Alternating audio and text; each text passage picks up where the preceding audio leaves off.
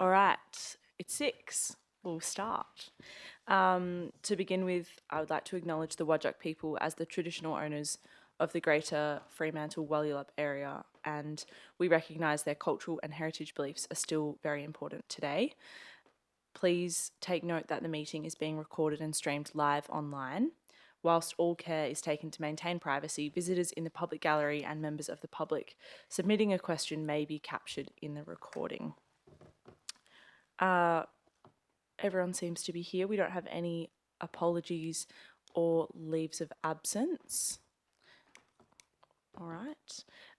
And also noting that Councillor Slaughter is at the table with us this evening. Are there any disclosures of interest by members? Okay, well, I will say my disclosure of interest. I have a disclosure of interest on items 2607, 3 and 4 being the short-term rental accommodation, and that is an indirect financial conflict, so I will be leaving the chamber for those items. Yes, and Councillor Clark will take the chair for those. Seeing as we don't have anyone in the public gallery speaking on those items, we'll just move those to the end of our agenda this evening. There are no questions taken on notice at the previous meeting, so we will move into public question time. Members of the public gallery submitting a question or statement may, you have 3 minutes to speak. So I will invite Nicole Caesar to speak to us first this evening.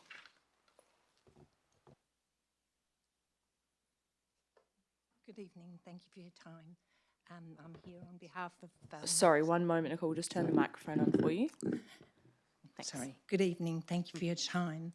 I'm here on behalf of my beautiful lemon-scented gum tree and all the birds that nest in it, and the black cockatoos and the red tails, and I even have a resident owl. I've got serious ongoing concerns about its safety. In the last 18 months, it's had 2 serious attacks, maybe, if you like, on its health and safety. Initially, I spoke to the neighbours behind, just in chatting, and said I'd put in a nomination. Within a week, I came home and there was a man up my tree with a chainsaw, and he chopped all the lower branches off while I wasn't there, and he was on my property. And then I've had 2 council representatives come and assess the tree, and they said it's stable and healthy and a good height, and it fulfills all the criteria for being included in the significant tree and heritage register. And this is what I'm hoping for, that it is actually named with the address rather than just being held under the council's initiative of the canopy.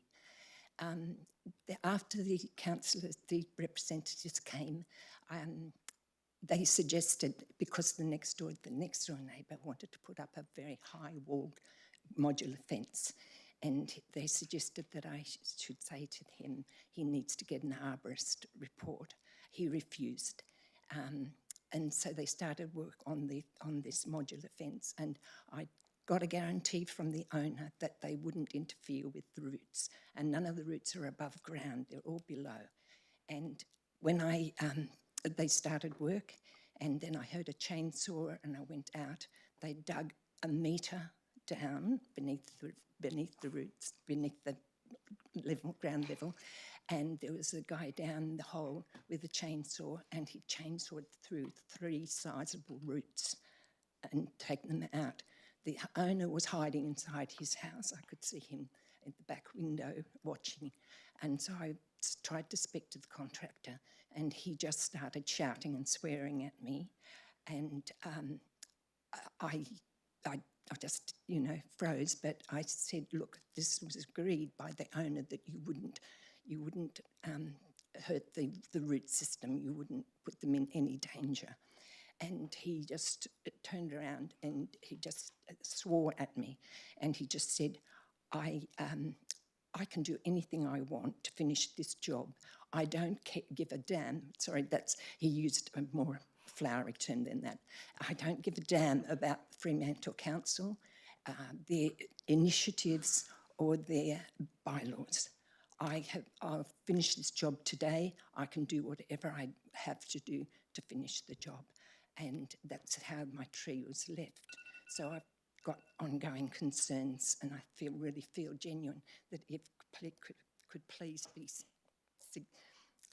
sorry, I'm really nervous. If you could please be nominated, not just in the general. I know there's a wonderful canopy initiative, but I really feel it needs that people need to know that it's a beautiful, beautiful tree, and all those beautiful birds need a place to stay. Sorry, thank you. Thank you, Nicole. And I'm extremely sorry that that has happened with your neighbour. We'll take that into consideration this evening. The next person that we have speaking is Pathika Jones. Is it Patika? Sorry.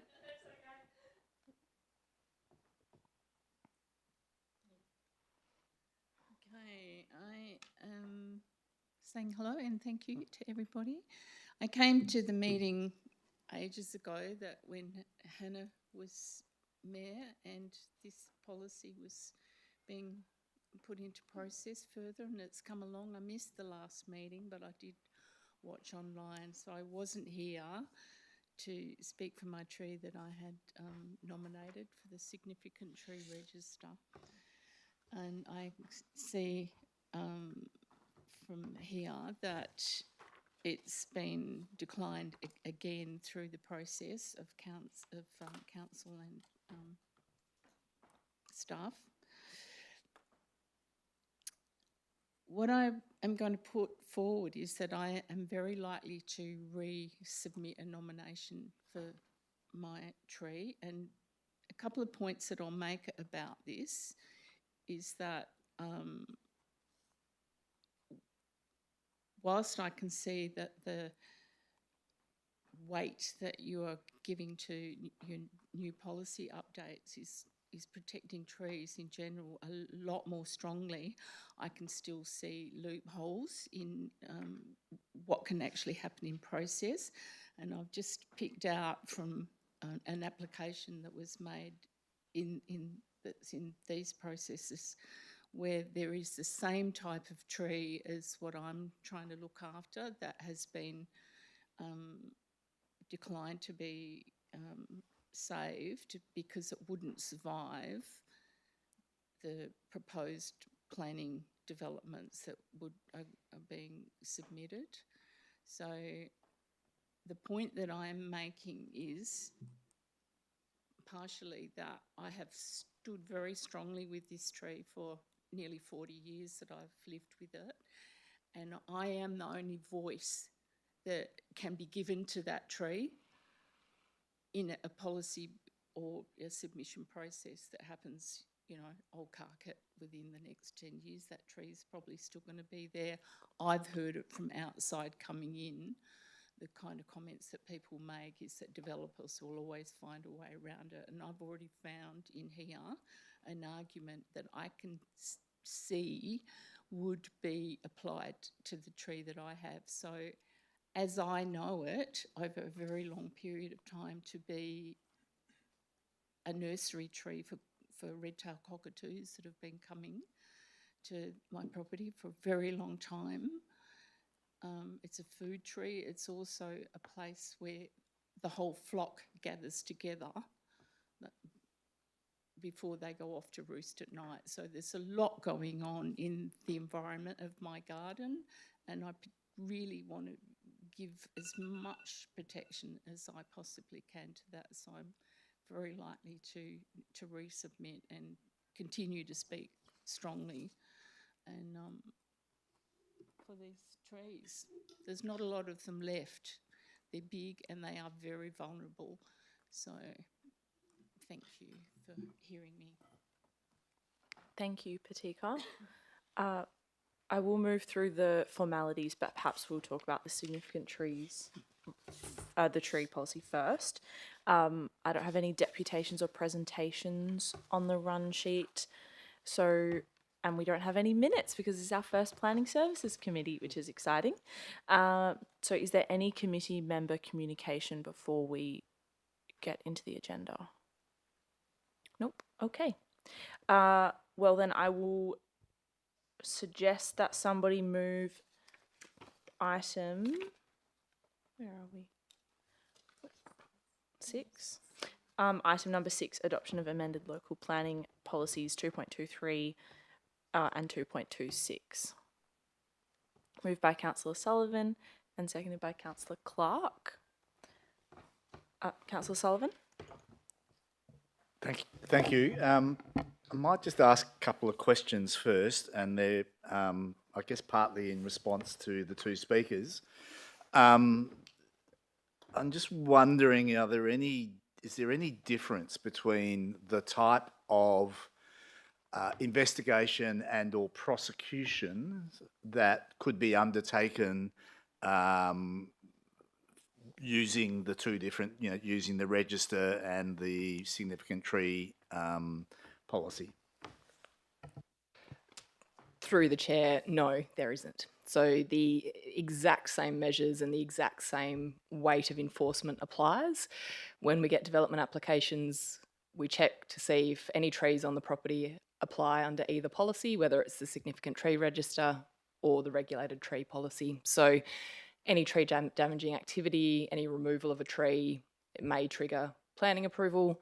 The policies just basically provide a difference for the reasons why these trees might be significant. So the tree retention policy is more of a blanket policy which captures trees of a certain scale and size unless there are specific species within most of our zones now. Whereas the significant tree register policy, same measures of enforcement apply. It's just different reasons why they might be significant. Quite often heritage, cultural, or really important trees that are maybe not captured by the other blanket policy. So a follow-up question. In terms of the information that was provided tonight, but also was provided in writing in terms of, I guess, tree damaging activity, what is the process for residents to be able to contact the city to get immediate intervention in that situation? And I guess I would equate it to someone starting a demolition without a demolition approval. So what are the processes, and I guess, again, are they identical depending on whether it's a tree of cultural significance or it's simply a registered, not a registered, but a regulated tree? Yeah, through the chair, the processes are exactly the same. So the resident would simply call the city and our compliance team would head out on site. We encourage people to take photos or videos if they're concerned that something is happening without approval or that there is some damaging activity happening. And our compliance team head out quite often without one of our parks officers as well to check to see what is occurring on site. They can check as well. The planning team will be able to check to see if there's approval on file. Sometimes things happen and approvals have been issued, but it does not matter if it's under the tree regulation policy or the significant tree register, the same method of inquiry applies. And presumably stop work orders can be issued. Is that how it works? Through the chair, exactly right. So it's like any other development work that occurs. So if we notice someone's undertaking work, there's been recent SAT decisions that have established that removing a tree is work for the purposes of the Planning Act. So it is like any other development work that occurs. So the same compliance measures and prosecution measures are available to council. Just finally on that sort of compliance one aspect, if on inspection it was considered that tree damaging works had occurred, what would be the process from there on in? Through the chair, we would leave that with our compliance team to undertake an investigation. They may choose to issue an infringement. They may choose to progress to something like prosecution.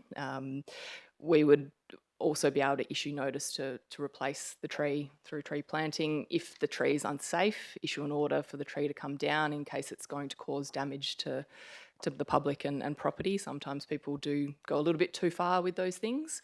Our parks team are important for us in that regard and can assist, but yeah, they would step through those processes on a case-by-case basis like they do with any other enforcement action. And sorry, does that potential infringement run with the owner of the land or the person who commissioned the works or the contractor or all of them? It can be any of the above. Typically, it would be the landowner because it is the clearest line of sight. But if there is action that is, they're sort of caught in the act, they can choose to issue it on the parties undertaking the works. But typically, the landowner would be the person who is responsible for their tree and their property, and they would be the ones who would get the penalty. So, questions on, I guess, the registered tree component. One of the speakers, in fact, both of them realistically, made strong arguments in terms of the environmental quality of their tree and the fact that they're not just big trees that are, regulated trees.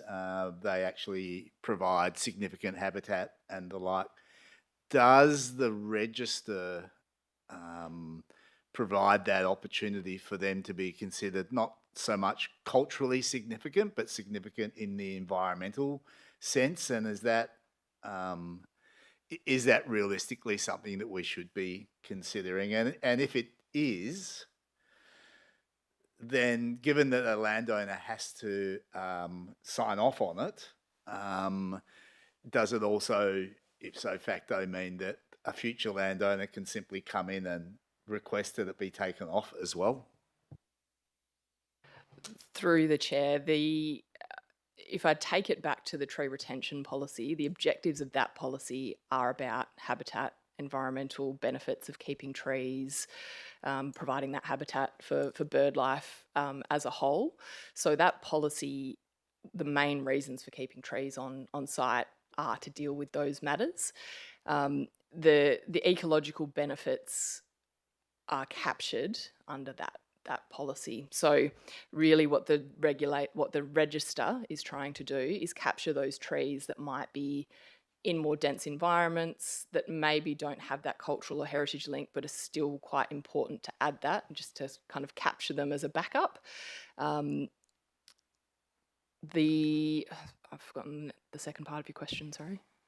Well, it was really whether something that was significantly more important in an environmental sense, not just everyday stuff, but had a very high level. For example, if it actually had a nesting hollow of an endangered species or something like that. I'm just trying to think of examples, whether or not that elevates it sort of into that register, or it's just purely, if using the term, culturally significant trees.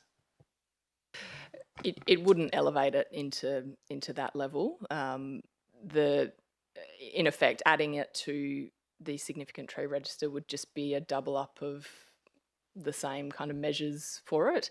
In terms of a landowner being able to take it off the register, yes, absolutely. If someone new bought the property, they could ask for it to come off if they had a particular argument to do that as well.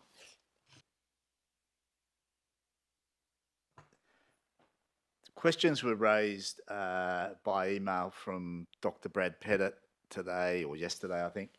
I guess concerning whether we should be applying the regulated tree policy, the retention policy more broadly, and that other councils have been doing that basically to all zoned areas.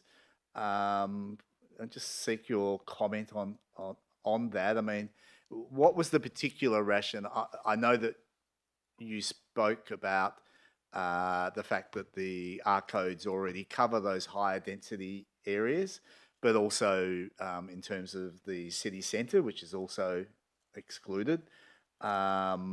so given that other councils are just doing it across the board, do you see any significant issue with us doing that? I mean, and is it true that, I mean, what are the differences between, say, leaving it to the R codes and actually applying the policy? One of the things that I imagine might be a difference is that a person might be able to chop a tree down in those areas without having to seek approval.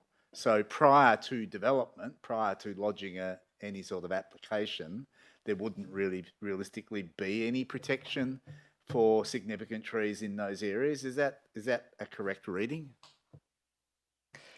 Yes, through the chair. So what the policy, the tree retention policy does is establishes not only the provisions for assessing a tree's removal, but where you don't need approval for a tree being removed. So in the last item for this one, there was a map in there which I circulated this week that basically showed where this revised policy would exempt tree removal. So it is things like the city centre where those higher density sites are. It's very few of them. There is a bit of a balancing act between, yes, the R codes applying and also that flexibility of development. Council could choose to expand the policy further. I'd probably suggest deferring the item and requesting that be added. And we'd need to go back out for advertising for that because this is talking about adopting the policy. So whether it's a step that comes later on, that is something that could be done. It might be that you look at the benefits of higher density development over retaining a tree on a site, for example, and that you might have to build in some criteria that allow that because at the moment it is fairly rigid in how you can apply the policy. And the benefits of high density development near public transport in these areas may outweigh the retention of a singular tree, for example. Okay, and I think that is something that the committee probably will want to debate, and if so, your suggestion is that if we decide to change it, it would need to be deferred. Yeah. Great. So I think I've asked all my questions. So thanks for the comprehensive reports. Obviously the council and community have been working very hard on trying to get these up. It's no surprise that I've always maintained that the tree register was originally intended primarily to pick up the fact that trees, even though they might have cultural significance, were not recognised through the planning process, which is an absolute flaw in our state laws. How you can have something that could be culturally significant just because it's not a building has zero protection is completely beyond me. And I had always hoped that the state government would step in and go, yep, you're absolutely right, we need to change that. That's ludicrous, but that's not where we're at. So, and then we had scenarios where trees were getting added, but not necessarily because they were culturally significant. And that's where I guess the step forward of having regulated trees, covering the vast majority of trees, has been a really good idea. I totally get where the two people in the audience, but there are more because I know the person in Douglas Street who's overseas and too busy mountain climbing or something. He has an exact same tree. I think it's also a lemon-scented gum, which he's devastated to hear via email that it's going to be taken off the register. He was one of the people that actually came and said, I want my tree put on the register to be protected. But I'm also, and the answers to the questions sort of back it up, is there realistically is no greater protection offered by being on that register than there is by it simply being a regulated tree, because the exact same policing of it occurs. So I think it's, I'm still convinced by the argument that we have two quite distinct approaches. One is for culturally significant trees, essentially, and that might be because of the person that planted them or because they're of such significant age and recognition to the community. Or the type of tree might be, it might be so unique in the context. So it might have cultural heritage significance for a particular reason, and they're the ones that should be the only ones on the register. But I sympathise with those people who feel like, well, my tree is really, really significant, but it's really the terminology. And that, I think all trees are significant. They don't have to be huge lemon-scented gums. I mean, I think they can be all sorts of other ones. I also am a little bit concerned that the implementation of these policies is starting to get into areas about trees that some people might consider to be of no consequence or detrimental.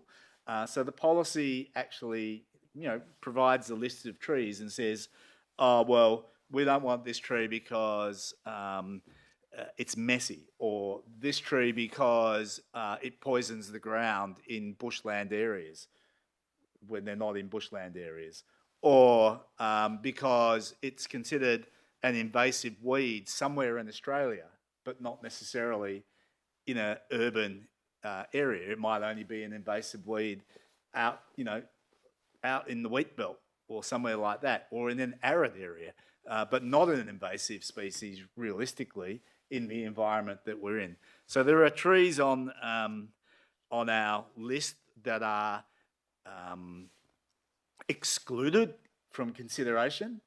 And of course, we've got a planning application coming up tonight where we have 2 coral trees at the front. They were considered, 2 of the 5 regulated trees. And if we pass this policy tonight, they will no longer be considered regulated trees. They'll just be completely off the list. Now, every second tree in Hilton, or every third or fifth tree in Hilton, is probably one of those species, because they're the species that were planted, and they are the species that were also basically free to plant, because you could break a branch off one tree and go and shove it in the ground and it would grow. And that was the nature of planting in the 50s and 60s, as were the Cape lilacs, because they would just pop up, and so someone would dig up one from someone's back garden and go and plant it in their garden. So that, not that they're on that list, but the list of excluded trees, there's a little bit of randomness through there, and I tried to go through it in my own mind and go, which ones will I take out of that list? And I wrote a little note on my paper, it's TFH. The others understood what it meant.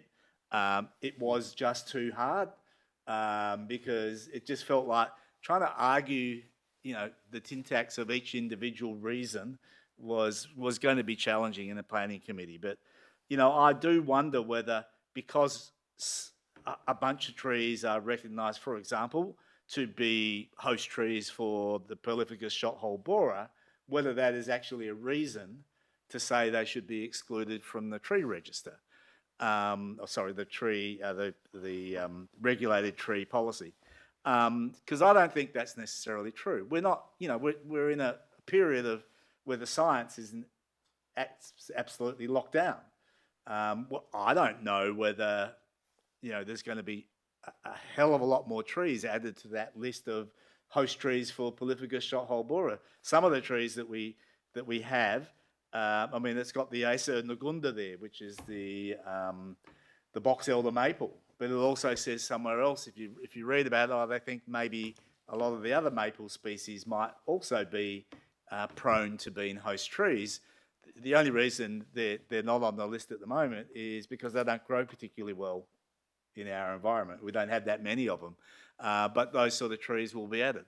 There's other ones as well, brachychitons and the like. So I am concerned that we've got this list that that has reasons for exclusion, which I'm not completely convinced by. But it was just really too hard for me to go through and present an argument to committee to say we should take those ones out, because it's a really, it's a scientific area, really. So I do have those concerns, but generally speaking, I think, I would love to pass the policy tonight, but I suspect that we might want to consider expanding it to those other zoned areas. I kind of get the city centre exclusion. There's probably only, there's probably 3 Norfolk pines, a bunch of olive trees, but they're excluded. And of course, the Moreton Bay fig up the road here is also one of those trees that, should be a regulated tree, but isn't a regulated tree because it's in the city centre. So I'll, be interested to see what my colleagues have to say, but I suspect it probably needs to be deferred, and I would prefer it to be more whole of city. Thanks, Councillor Sullivan. Mayor Lorver. Yes, thanks for those comments, Councillor Sullivan. I tend to agree with most of those because I, as much like you, kind of looked at the list and was kind of put it in the too hard basket for tonight. So my thoughts was to defer or refer it to council. And I just was seeing this is a new committee. Can someone remind me procedurally, can this committee approve new policies or do they automatically go to council? Thanks. Through the chair. No. So council will need to approve the policy, to adopt the policy. So if it's endorsing it to go out for public comment, then yes, committee can do that. Otherwise, it needs to go to council. So if this committee wanted to do work on it, we should defer it and before we take it to full council. Okay. Councillor Clark. Thank you. I also agree. Thank you for asking all of those questions, Councillor Sullivan. They were going around in my head too, and I feel that we haven't concerned the situation where a neighbour is significantly damaging a very loved and cared for tree. So I feel that there is more work to be done. I would also like to see more of Fremantle covered. I've been asking those questions and that has been on my mind. So far as the cover for the policy, I also want to thank everyone who submitted to the survey and for Watka with their input. They'll probably be watching tonight. But the destruction of trees is an interesting one, and the change in canopy, which was really interesting in the notes, from 2015 to 2026, we've in the public realm, we've had an increase of 7.8% of tree canopy. But on the private realm, we've had a minus 15.7%. That's so significant. People are just pulling trees out everywhere. So I feel we really need to get this right. It's just so important right now, and every tree is going to make a difference as we go forward. Thank you.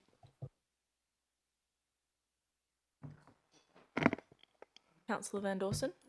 Thank you, Chair. I thank you, Councillor Sullivan, for your questions tonight and proposal. I would support a deferral on this one. I too would like to see it expanded a bit further and less exclusion areas.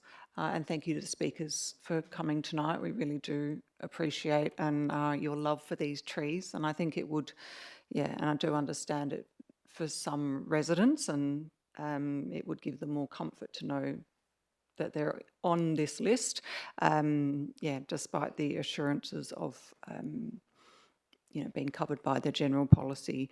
Don't need to speak on that. I'd be happy to support a deferral so that we could consider all these things we've discussed tonight further before referring it to council.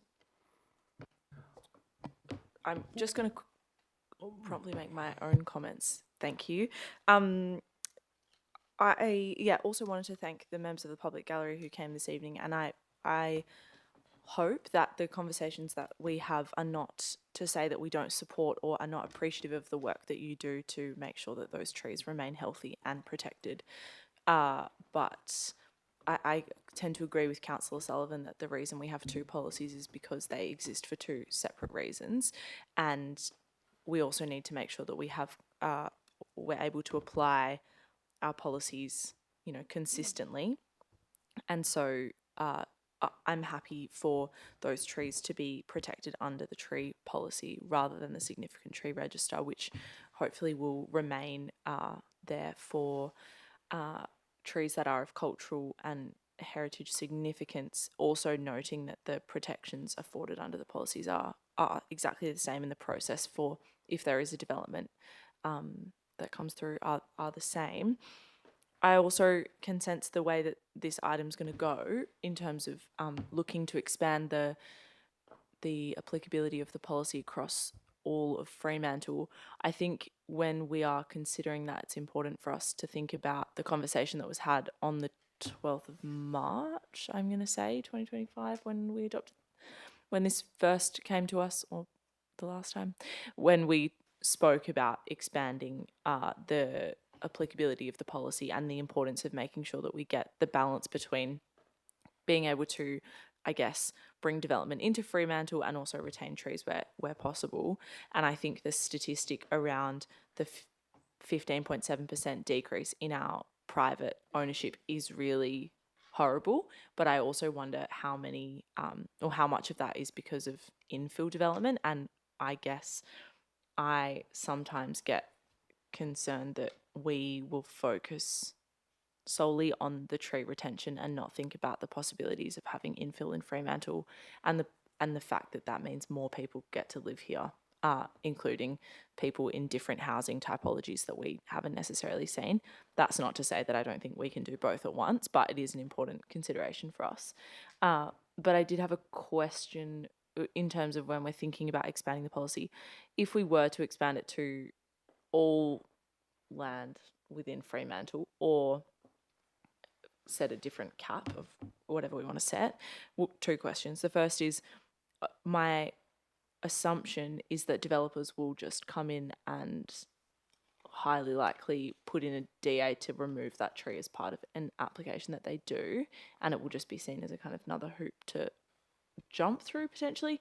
And the second question is whether or not there's been feedback from the City of Vic Park, which I know have that approach of the policy applying to everywhere. There were a number of local governments that were sent around and their kind of comparative policies. Interestingly, a few of them are just residential zoned, and I think when we are considering this policy, it's important that we remember we've actually protected a number of trees on the industry zoned land, which has been really important, especially with our industrial area in Fremantle. But yes, I wondered, does it just mean that, have the staff recommended that we don't go up because they don't see that it will have significant impacts to those trees? And secondly, if the City of Vic Park have any feedback on its application to all land within the scheme.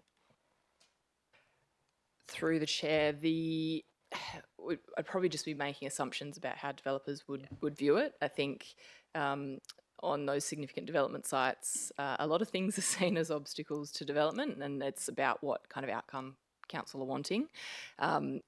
Anyone can lodge an application. They could lodge an application for the tree removal on its own, or they could lodge it as part of their proposal. And if they lodged it as part of their proposal, then that, needing to remove because of construction and design constraints would possibly help them. In terms of feedback from the town of Vic Park, I don't have anything at hand, but if the item is deferred, we're happy to speak to other local governments who've got the policy to see how they're finding it. Over to you, Mayor Lorver. I think Councillor Slaughter might want to say a few words because I was going to move a deferral. So, Councillor Slaughter can. Yep, great. Councillor Slaughter. I just wanted to point out the policy statement in the application of criteria for inclusion for the significant tree and vegetation area register does list the botanical and horticultural value. So the tree being of significance it says the tree or vegetation may be rare or endangered species. And if we're talking about a nursery tree in particular that is a feeding tree for endangered species, I think we should pay attention to that. And also ecological value not otherwise protected through environmental legislation. So again, trees that provide significant habitat and seed source are specifically mentioned in our intent behind the policy for having a register of significant trees. So I think that needs to be considered by the committee further, rather than removing those criteria from the list of those trees that do go on a significant register. Thank you, Councillor Slaughter. I'm going to... Oh, Mayor Lovell, are you hoping to speak now, or would you like to continue the conversation? You had your microphone on before.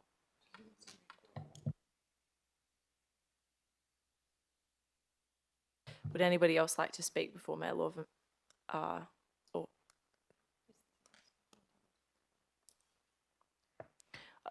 Sure, Mayor Lovell. Can I move a deferral if there's a seconder? Do we need to give you a reason, or it's obvious from the debate? Yeah. Okay, great. The reason for the deferral is Sorry, I didn't name the seconder. Sorry, a seconder? Oh, Councillor Van Dawson. Apologies. the reason for the deferral is to consider expansion across the entire city, as well as the significant tree register, and then individual trees that are being removed and or not added.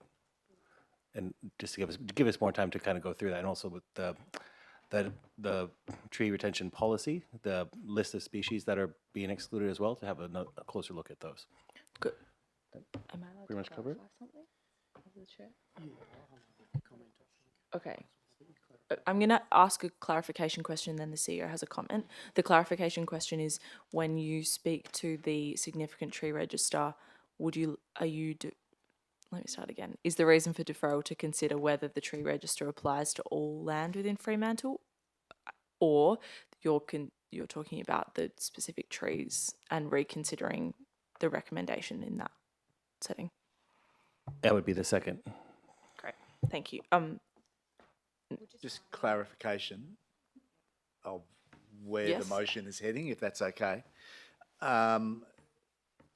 Given that the manager said if we were going to change it, we would need to re-advertise it, is it not better to make sure that whatever we do, that there is clarity that the intent is to change it and therefore advertise it? Or are we deferring it so that we get another report to then decide whether we want to change it and then advertising? So can we avoid unnecessary, Delays? thing by putting an Yes. alternative motion that might have to go to full council that basically specifically says what we want to achieve? Or is it premature to do that? Do you want to make your comment, and then I'm going to pass to the CEO to make a comment, and then we will wrap up the question from Councillor Sullivan. That question actually sort of goes to what I wanted to make a comment on, if you don't mind. I think if officers have already undertaken the review of the trees, if council want to move something different to the recommendation, then feel free to do it. It's your register. I don't think you need to ask us to review the trees again. Does that make sense? I would suggest in this particular instance, your deferral should just refer to expanding the scope of where these policies apply, because that becomes very clear and easy. We can even do that, and then you can give us permission to advertise if you want to. And that does cut down, for want of a better term, the amount of times we need to come and talk to you. Could I also just seek clarification from you, CEO, through the chair? If the committee was of the opinion that the register was pretty well right, or the approach to the register was pretty well right, but we simply wanted to expand the area of the regulated tree policy to include all areas, or all areas other than the city centre, or one of those two options, we could probably do both. We could probably deal with some of the motion and defer other parts of the motion. Is that? I just want to, because I don't want to. So maybe just some feedback as to whether there's some merit in doing it that way. Yes, thank you. I'll pass to the CEO to make that comment. Through the chair, lucky we're not debating a deferral. Yes, you could definitely do that if that's the way you wanted to progress this conversation. To clarify though, person who has moved the deferral would have to make that change as the mover of the motion. Oh, I could the withdraw chair, the yes. procedural motion. Would that be better? If we're gonna vote on in parts? Okay, then, if I withdraw the procedural motion, does that leave it open for someone else to move a deferral on parts of it? That's my only question then. How about I amend my motion, if it's all right with the seconder, that amend it to only apply to the policy, tree retention policy, that part of the, what we're voting on, and then the reason for that is to expand the scope of what is covered under the policy. I'm so glad that we're dealing with such simple procedural issues on my first night chairing a planning committee. I'm going to pass to the CEO for a comment on how we're going to approach this. Through the chair, my suggestion would be that we remove each item move each item individually, and when you get to the item in regard to the regulated tree, so I wanted to say significant, then you can amend that item to go back as a deferral. Yep. Yep.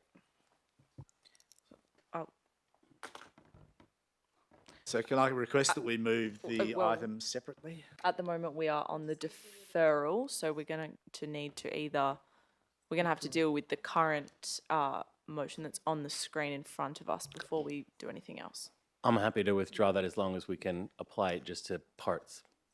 As long as we can apply it to just part of the thing, I'm happy to withdraw. So we will be withdrawing this in full, and then we're going to have to revisit the sentiment once we vote on it. And the seconder is happy with that approach? Fantastic. All right.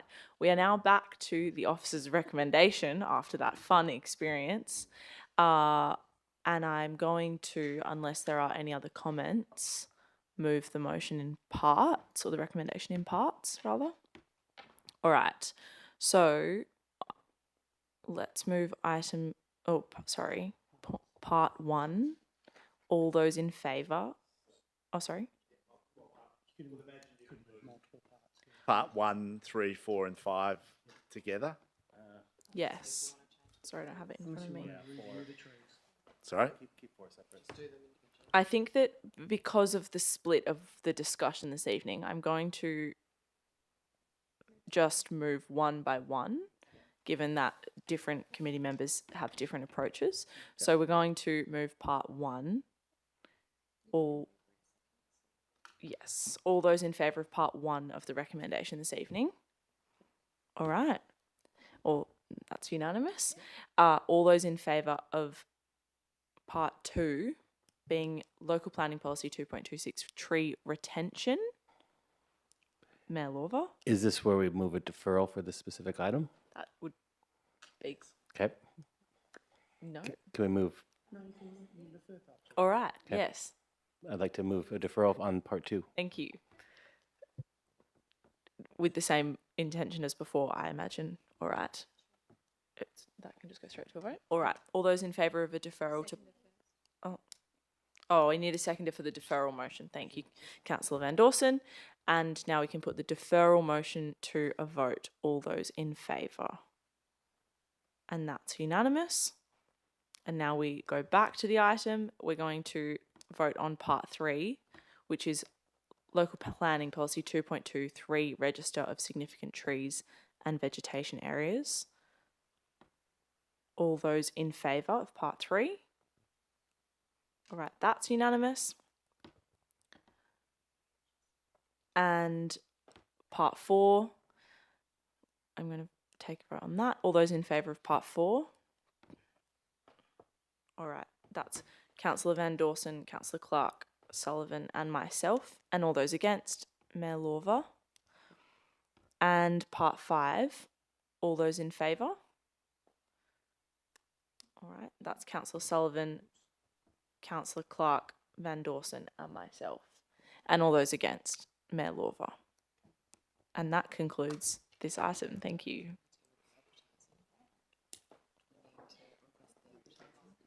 We can't anymore.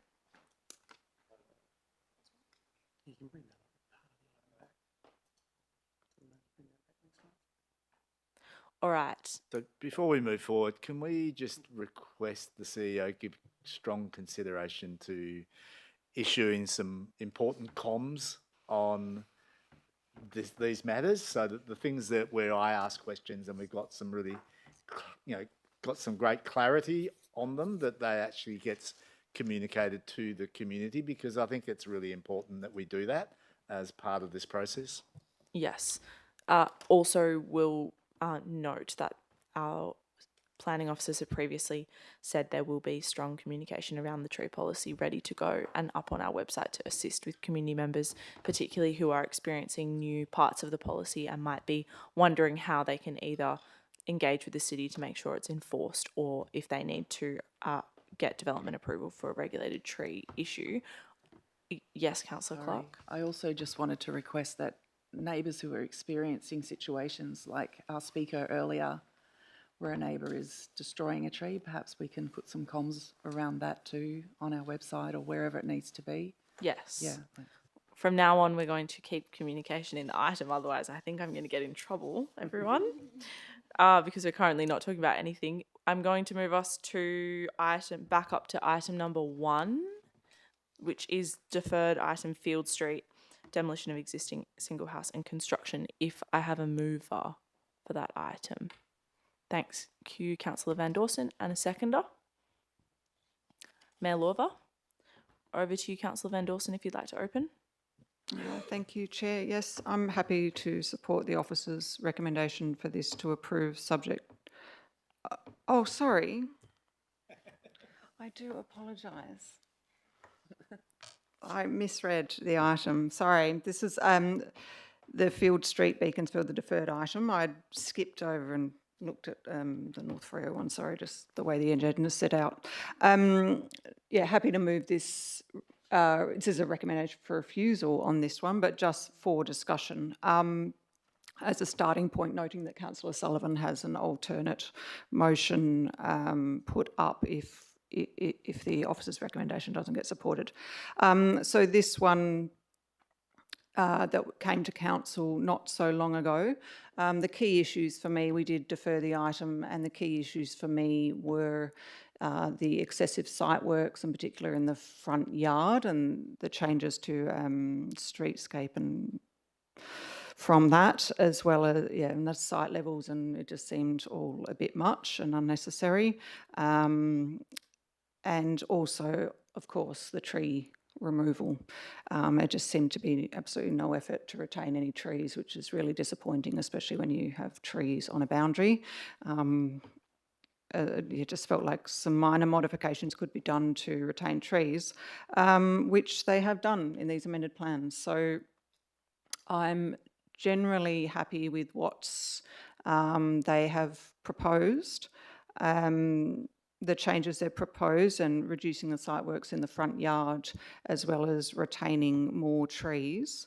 I would potentially support Councillor Sullivan's alternate motion with the additional condition around tree protection that I believe, sorry, just get the wording right. I think it was the trees 5 and 6 and prior to building permit. Sorry, I haven't got it, I didn't highlight it in front of me, but potentially support that. At the moment, as proposed, I do feel that the applicant hasn't quite gone far enough to demonstrate protection.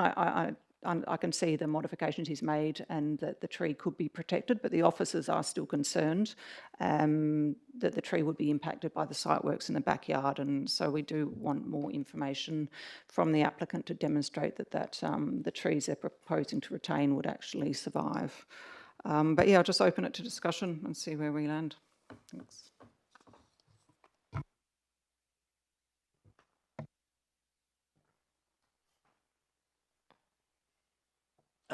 Councillor Sullivan. Yeah, thank you. I was hoping to flush out if anyone wanted to speak in favour of the refusal.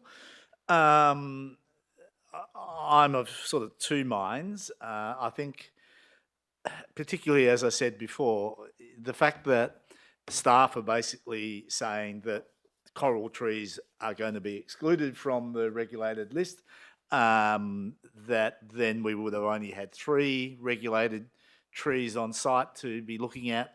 and they're keeping two of them, and the third one, which is quite close to the building, but also in the middle of the site. And given that there's strong emphasis from the staff to the applicant to say, keep lower the levels of the building because that's important for all sorts of other reasons. I don't necessarily agree, but if you start lowering all the levels across the site, then you are going to impact on some of those trees. Now, one of the almond trees is probably far enough back that any house that was built on the site isn't going to impact on it as proposed.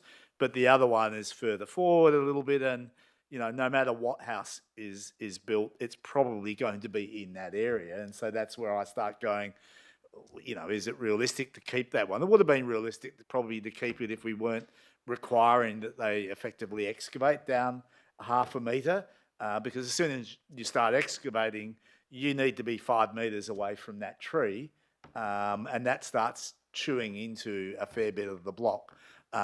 So it is always going to be a balancing act between all of the other reasons why we, want to control development, heights and shadows and all of those other things. So there is always going to be this moving feast of things to be considered. In terms of the other issues that were raised in the first application, I think they have addressed reasonably, the issue of the retaining wall at the front, the second retaining wall, the width of the driveway. I personally never really had much concern about the retaining wall on the east. I don't think it has a great impact, and we didn't get objections from memory from the person to the east, and we also didn't get objections for the person to the south, who have told the applicant that they're quite happy to have the fence and the wall as a backdrop to their pool. So for all the other reasons that were raised for a refusal, I think now it really just, from my perspective, comes down to the trees, and my gut feeling is 2 out of 3 that are left as regulated trees is probably a reasonable outcome. So on that basis, I would prefer to go for an approval tonight. I'm happy to delay moving my other motion. We can vote this one down and then move the other one if that's the best way to deal with it.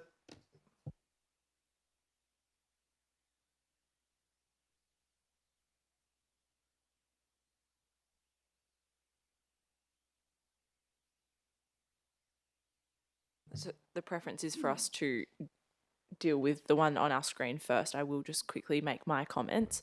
I'm much the same as Councillor Van Dawson and Councillor Sullivan. I think one of the big aspects or discretions that I was concerned about when we first saw this proposal was the interaction with the streetscape and the high amount of fill that that was proposed, and that has been changed in what we're seeing tonight, which is great. The width of the driveway has been reduced, although I note it's, a kind of funky little garden bed on the right-hand side, which has its own quirks of design. And I just wanted to clarify one thing in the report. It says that the rear site works, the boundary wall on top of the field contributes to substantial bulk and overshadowing of the southern neighbour. Elsewhere in the report, it also says that there's no overshadowing discretions or problems. So if we can have a clarification, I know Councillor Sullivan is saying that the neighbours are happy with it, but I think just good to understand why there's a conflict. Thank you. Over to the manager, Justin. Through the chair. So obviously, with regards to those two particular criteria of the residential design codes, the lot boundary setbacks does entertain building bulk as an area where by discretion needs to be assessed against. With regards to the shadow and overshadowing being created by development, it's under separate criteria. So the way the report's been written is the degree of variance for lot boundary setbacks for boundary wall, and then you got the retaining wall obviously in shadow and fence, so it's different criteria. Okay, so the headline is that it still meets the deemed to comply overshadowing requirements. And that is correct, it does meet the deemed to comply for shadow. Thank you.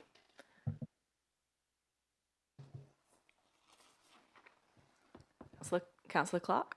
Yeah, I too had issues with the front of the house and its streetscape in looking at the bulk and those sorts of things, the heights that had been proposed originally. So it was good to see that come back. I still have issue with the width of the driveway. Putting a planter box to the right-hand side doesn't decrease a 6 metre wide driveway. It just puts a planting box down the bottom of it. So that's my main concern outside of what Councillor Sullivan has raised around the trees.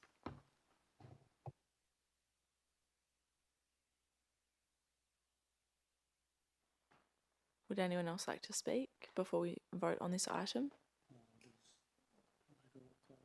Oh, sorry, or would the mover like to close?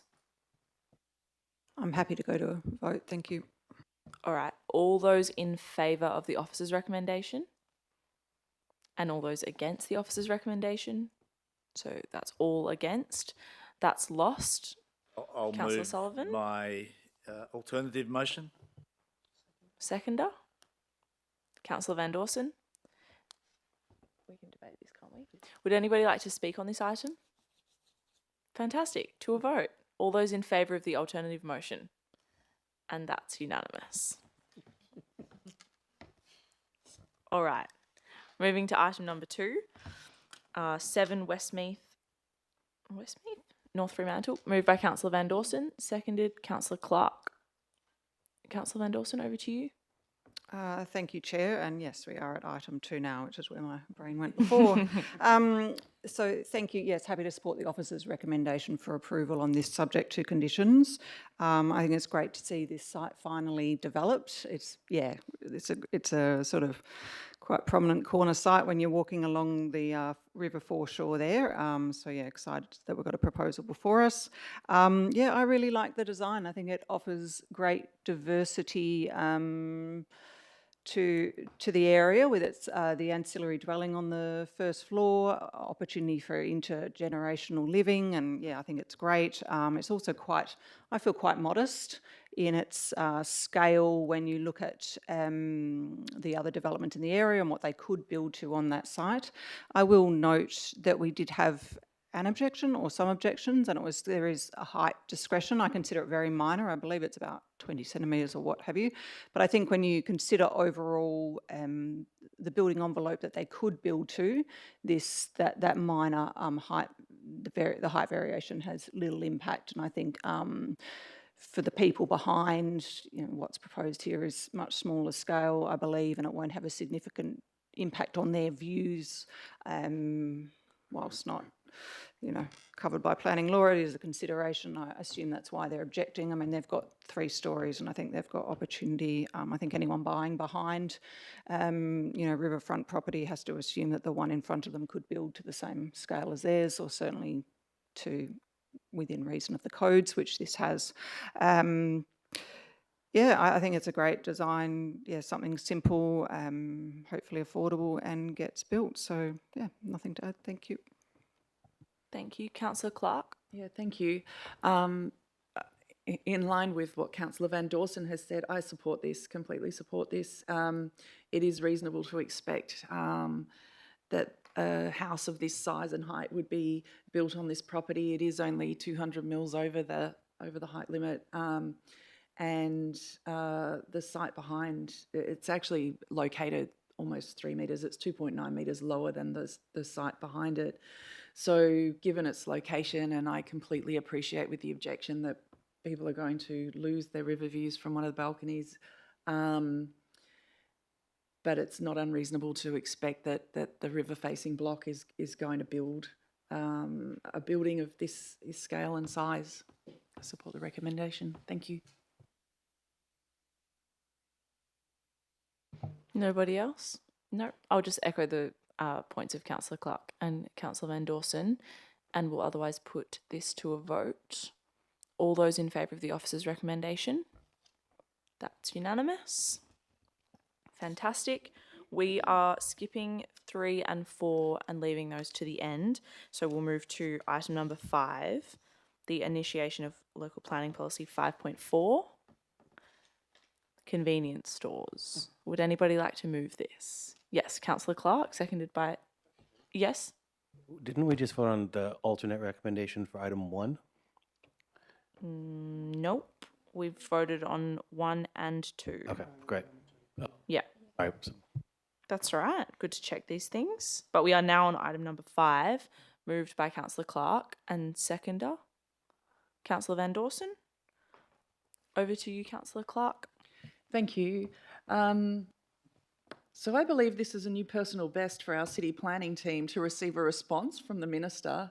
We were really, I think everyone was shocked to receive it, and we were also very, very happy to receive it. I think it's also a new personal best possibly for a minister, who knows? That would be interesting to know. Regardless, thank you very much, and I look forward to us getting on with advertising this to the public. Basically, we're introducing 100 metres between those, between the convenience stores, and looking at things like being able to see inside, which is really important to majority of that at the pedestrian height. There's a lot of important things in there, but it also gives us control over not having to have, you know, I think we're down to 15 at the moment. There's more closures to come.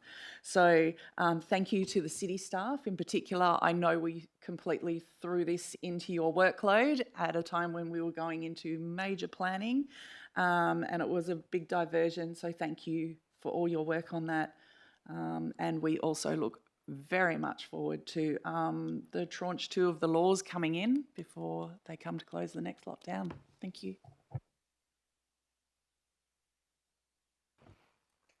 I'm waiting, but I'm going to start speaking.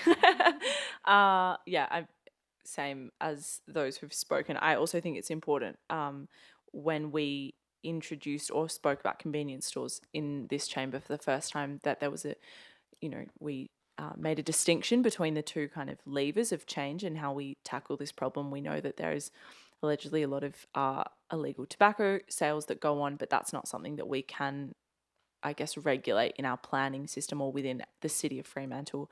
Our role is really to put in the planning controls. And I appreciated that in the planning policy, it talks about the fact that these convenience stores and I guess a proliferation of any one kind of thing in our city centre contradicts our intention to maintain a vibrant and varied activity centre or activity centres across Fremantle. And that, yes, we will be looking at what impacts us from a planning point of view, being that there are many in close proximity to each other and that the windows do not contribute to what we want our CBD to look and feel like. And also thanks to Minister Kerry for getting this done. I think that the social media and general noise about it really helped, and it's definitely in the pop culture zeitgeist. It made the weekly 50 quiz last week, apparently. Excitingly. So yes, no, I'm very excited to see this come back and for the staff to do the work on it to get us here. Okay, well, I'll put it to a vote then. All those in favour? Unanimous? Thank you. All right, we have already discussed item number 6. So moving to item number 7, review of local planning policy, Burt Street. Is there a mover for this item? Councillor Sullivan, thank you. And a seconder? Mayor Lorver, thank you. Councillor Sullivan, would you like to open? Thank you. Thanks for the necessary review. I don't think the review necessarily provides anything significantly different, but just a process for review. It did trigger me a little bit because I know that when we both wrote the policy in the first instance and started dealing with the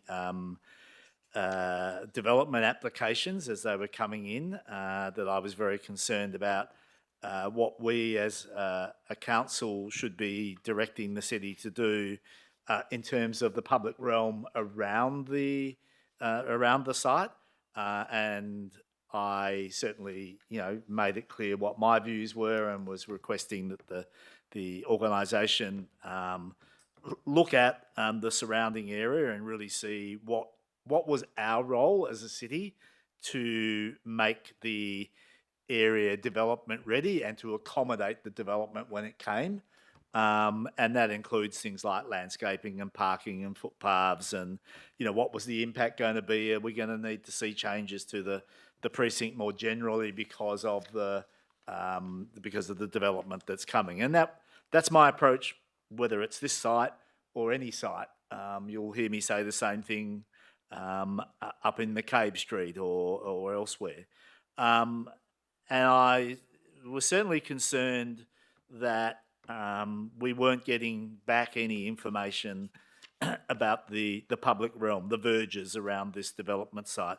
But I was also concerned about that because if you go through the JDAP process, for example, sometimes it's actually really beneficial to have strong and clear guidelines as to what's expected around the site as well as on the development site, because developers will often go, well, we just don't want to provide everything that the planning rules tell us we should provide.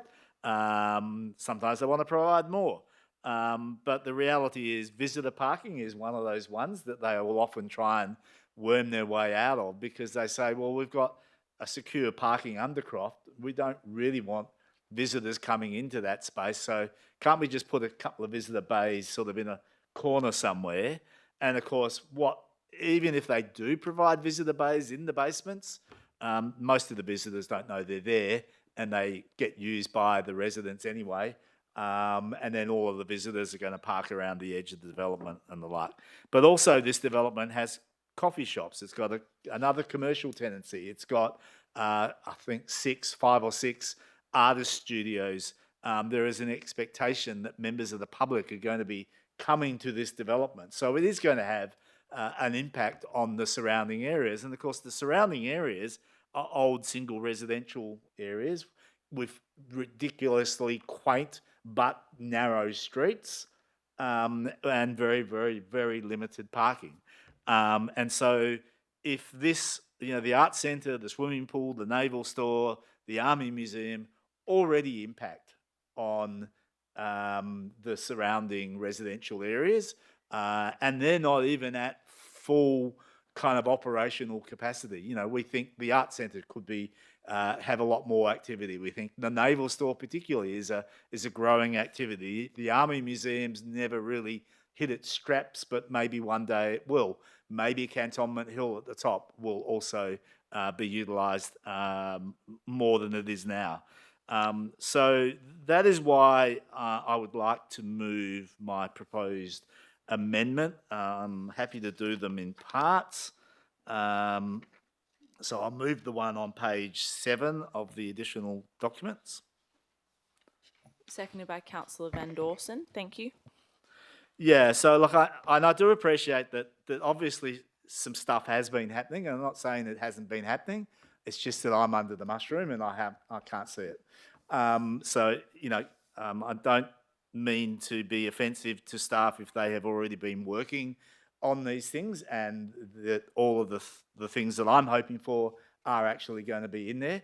But even if I was told now that all of those things were happening, I would still want to see it represented in the policy, for the reasons that if we get modifications or new applications for the other development areas, buildings 3 and 4, that are different, that we can point to the policy and point to the strategy about the verges, and we can actually go, well, this is our expectation, that it needs to be something like this. If you're not providing visitor bays on site, you're going to need to pay for the visitor bays off-site on those verges.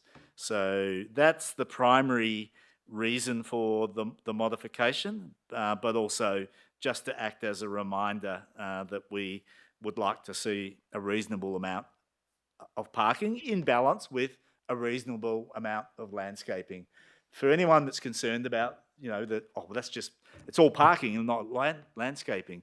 The minimum verge width in these areas is about 6 metres, and it goes up to nearly 9 metres in some areas. So you're taking out 2.5 metres at the edge. You've got a 1.5 metre wide footpath. Even in the narrowest verge, you've still got a 2 metre wide landscaping strip. And of course, you can have trees in between the parking bays as well. So there's still a lot of opportunity for very nice landscaping to occur on this site.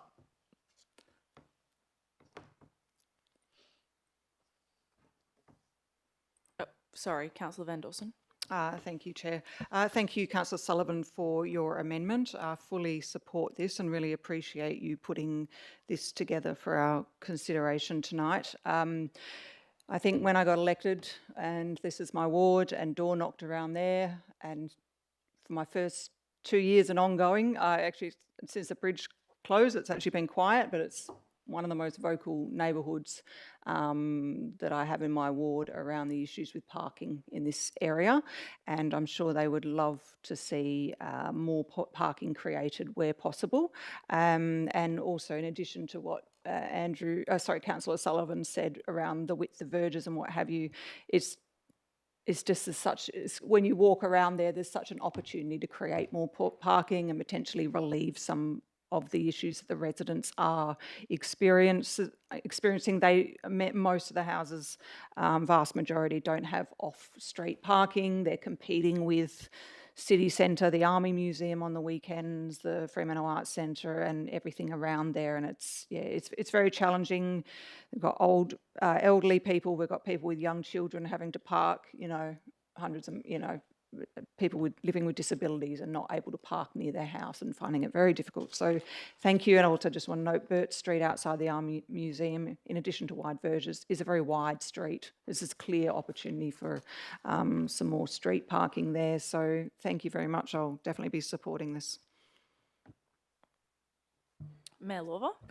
Just a question to Councillor Sullivan, if I may, because you have two possible amendments, and this one is they're both kind of dealing with parking. This one is very specific with, some numbers in there and some targets. The other one, proposed amendment, is just more of a general thing. So are these two meant to be complementary to each other, or is the more general one a backup in case this one isn't approved? So just to answer that question, I guess the second amendment, which I haven't yet moved, is really for our purposes internally. So and I suspect that most of the work's already been done. It's really probably just going to be a reporting process. I know that in terms of the second motion, and in terms of perhaps even the numbers here, there are some challenges, particularly in Burt Street. One, because of the gradient of the road, which is 1 in 7 in some areas. And you can only have certain types of parking on a gradient like that. You certainly can't have right angle parking where you get that level of steep road. But I've worked my figures sort of on the basis of, what's potentially possible in those areas. So that's where those figures came from. But I was very conscious to also say approximately. That's really what the second part of the motion or the second amendment will bring back to us. So what that will do is, the staff will be able to identify, is it realistic? Are there any, practical reasons like sewers or, the gradient between the road and the development? How much will it cost, if we do it versus that the developer does it? Et cetera, et cetera. So there is detail. I guess the second amendment is giving the staff the opportunity to look at detail. The first one with its is really about getting it into policy in a broad sense. So if those figures, like I said originally, 10 in Skinner Street, and the version that I've seen has 9 because they've worked around some trees or they just wanted a bit more green, that's fine. They're just targets. Yeah. If that answers your question. Yeah. Councillor Clark. Yeah, I support this too, and ensuring there's parking in an already very, very popular area is really important, and also ensuring that we've got as much greenery as we can pack onto those verges as well for the residents in that area. And thanks for putting this forward. Shall I put this to a vote then? All those in favour of the First Amendment? And that's unanimous. Thank you. I second amendment. Yes, thank you. And a seconder? Councillor Van Dawson? Oh, right. Would anybody else like to speak on this before we... No? All right. Put this one to a vote. All those in favour? Thanks. That's unanimous. And now we go back to the item as amended. Would anybody like to speak to the Burt Street item? No. As amended. I already said that. You weren't listening. All right. I know that we all know what we're voting on, but I'm just, yeah, there we are. I'm going to put this to a vote. All those in favour? And that's unanimous. Fantastic. Item number 8, revocation of local planning policy 3.17. Is there a mover for that item? Yep, Mayor Lawver, seconded by Councillor Van Dawson. Would anybody like to speak on this? Well, I guess, parts of this policy had never really worked as intended, and is part of the reason why I'm in this chamber, to be honest, because we were hoping to get some housing above some of the commercial areas, and by setting the minimum heights, and some of the developments that have happened just reach those minimum heights by just doing architecturally like spires and stuff. So we've missed out on adding some housing density in Hilton because of that. So yeah, I think that re-looking at what we can do with our new planning scheme is probably a better way to go.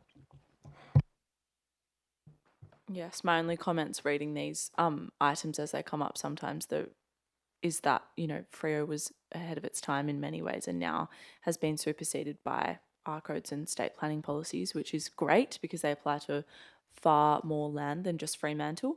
But good on all of the planners and councillors and people who made it happen when it happened. I'm going to put this one to a vote if there's nobody else to speak on it. All those in favour? And that's unanimous as well. That was unanimous. And then item number 9, our planning information report. Moved by Councillor Sullivan, seconded by Councillor Clark. Would anybody like to make comments on this? Nope.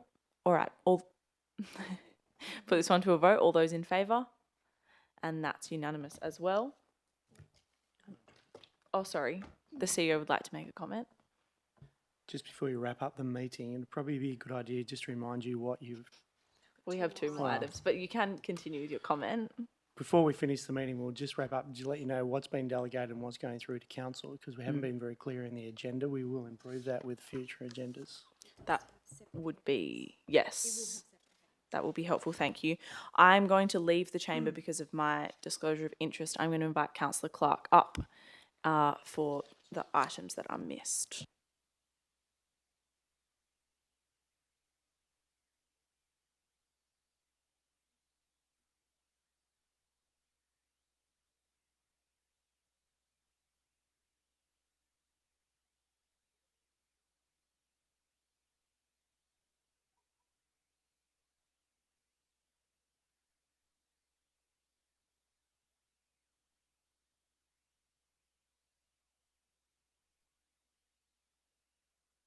She's gone. Plan B has arrived. Thank you.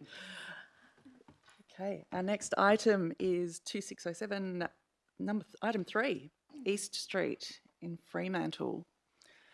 Looking for a mover. Councillor Sullivan, and anyone to second? Councillor Van Dawson. Would anyone like to speak on the item?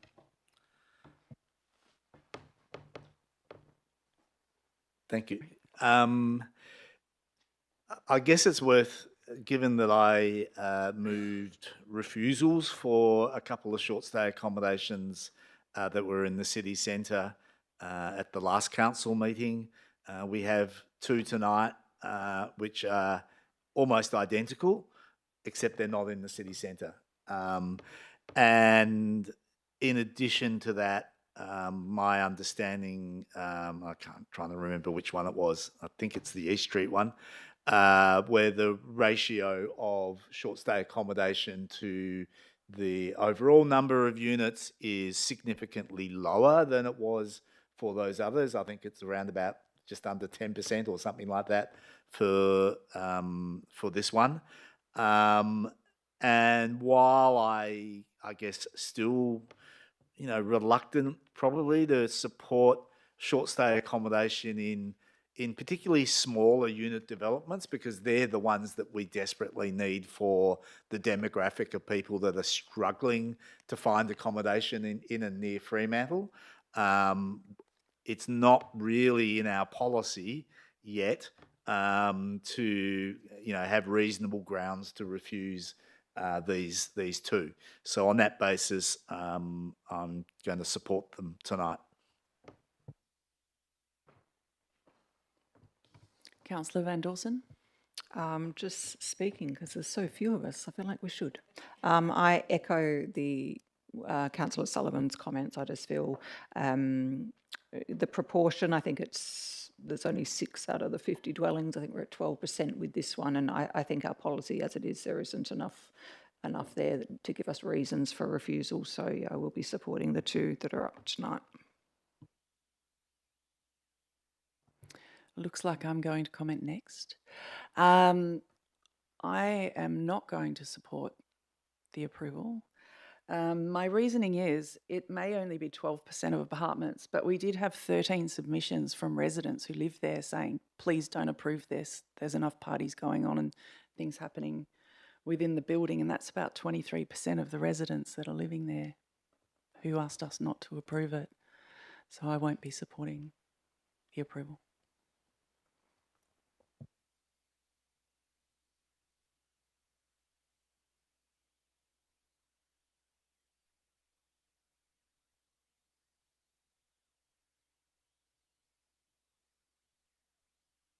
Should we go to a vote? Yeah. Those in favour? Oh, Councillor Van Dawson and... Oh, sorry, those in favour of the recommendation? Yeah, for approval? Sorry, you got Plan B. Councillor Van Dawson and Mayor Lua. Those against? I won over Councillor Sullivan.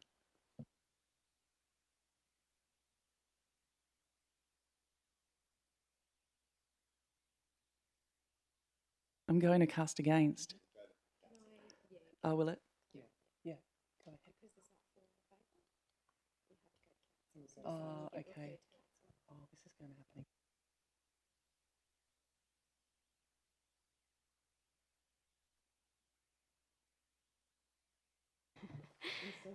Thank you, through the chair.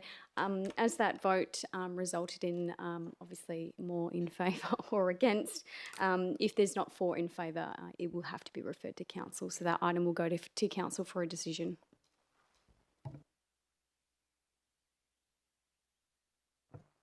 Given that it was voted down, is there a need for an alternative motion, or will an alternative motion maybe just be presented to council in additional documents? You may request one to be presented to council for consideration, but it will go as it is right now.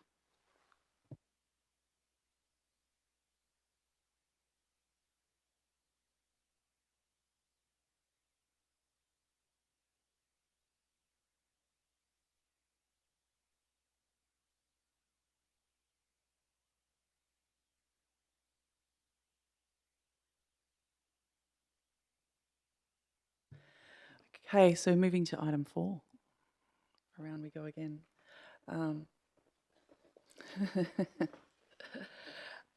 Looking for someone to, that's unit 3148 Ord Street. Someone, do we have a mover? Councillor Van Dawson, and a seconder? Mayor Lorva, thank you. Would anyone like to speak to this?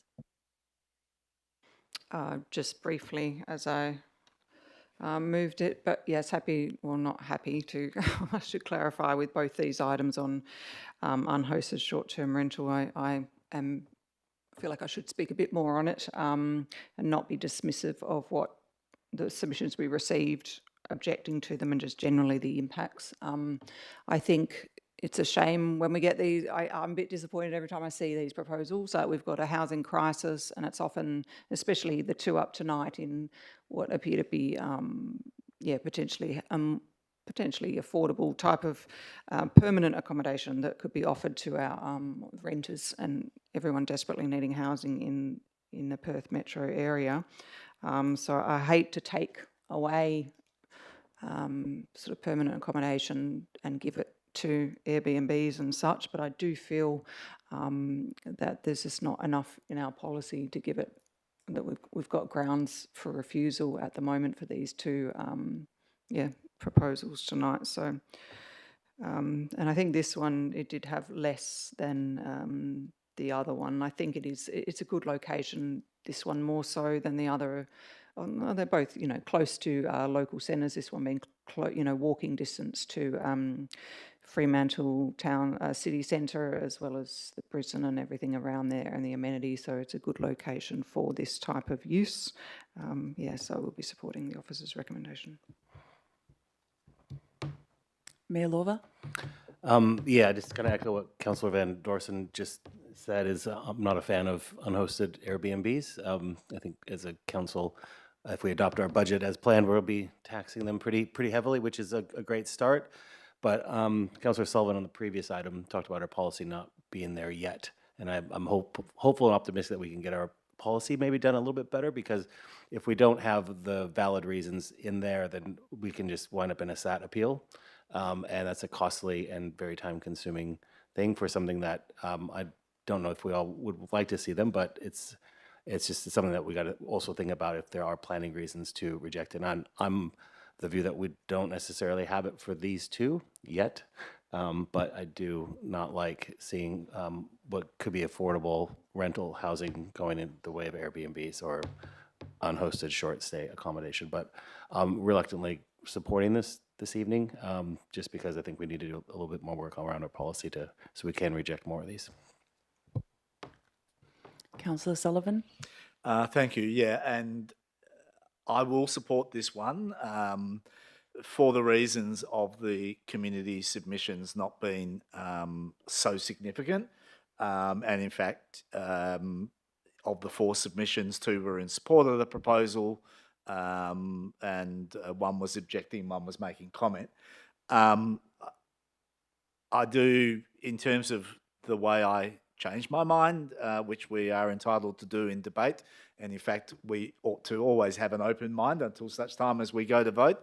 The reason I'm supporting this one and didn't support the other one is very much because of my concerns as a person that owns an apartment in a building similar to these, that the way the policy and the way the rules kind of work is we simply ask the strata body or the council of owners to basically say they support a proposal, or they agree to have it come forward to council. But unfortunately, often the strata body and the council of owners are not necessarily very much in tune with the majority of people that either live in the buildings and or own the buildings. They're often simply represented by the people who are the really hardcore investor who wants to maximise their opportunity in that building, quite often owns a couple of units, quite often has Airbnb. So where a substantial number of people in a complex come to us and say it's too much, then I think that is a reasonable ground. In this instance, that hasn't occurred, but I just wanted on the public record that in future, where there is a substantial objections from existing residents or existing owners against these, then we should be listening to those, and I think the policy invites that simply by the fact that we're advertising it. So we should take into account that body of people.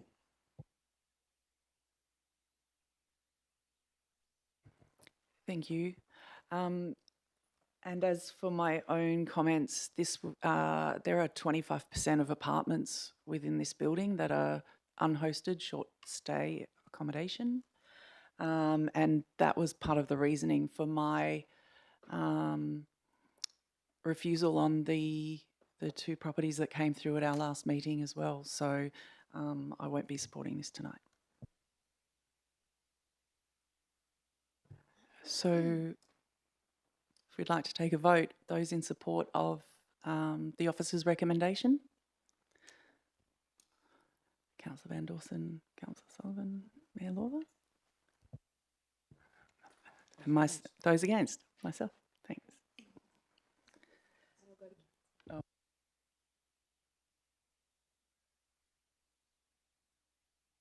Going to hand back to Plan A.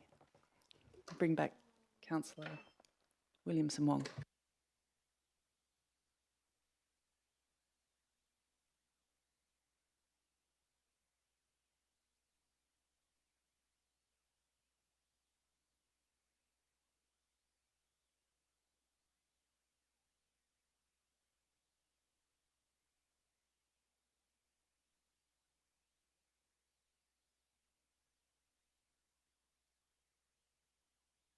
Thanks, Councillor Clark, for chairing in my absence.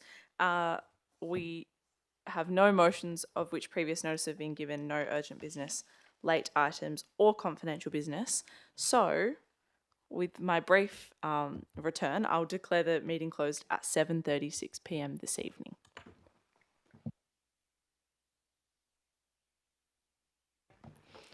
Oh, Councillor Slaughter, you're too good. Yes, we are. We're having a PS.